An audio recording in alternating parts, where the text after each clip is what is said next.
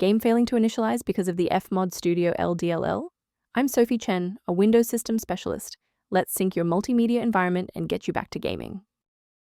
Before we begin the walkthrough for FMOD Studio L, check the link below for a tool to assist with library environment checks. This DLL file is the logging version of the FMOD Studio library. It provides sound designers with detailed diagnostic information during the development of interactive audio and music for PC games. Now that you're up to speed on the file's role, let's begin the repair process. If the FMOD Studio.dll is missing, it typically indicates a break in your system's rendering stack. Use the Microsoft DirectX end-user runtime web installer to restore legacy D3DX and X audio files, then verify your GPU drivers to support any OpenCL or OpenGL dependencies.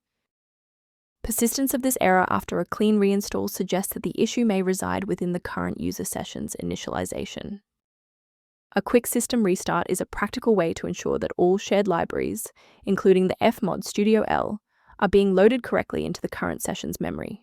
To keep this tutorial handy, make sure to bookmark it, or hit like button before you reboot. It saves you from having to look for the video again once you're back online. Before you proceed, let's touch on the essential safety standards for handling shared library files. Do not let a minor runtime error escalate into a total system rebuild by attempting to force install the FMOD Studio.dll into directories where it does not natively belong. To support your system's overall health without the complexity of manual directory management, a maintenance utility is a solid option. For users transitioning to structured maintenance, the link below references tools related to the FMOD Studio L and registry optimization.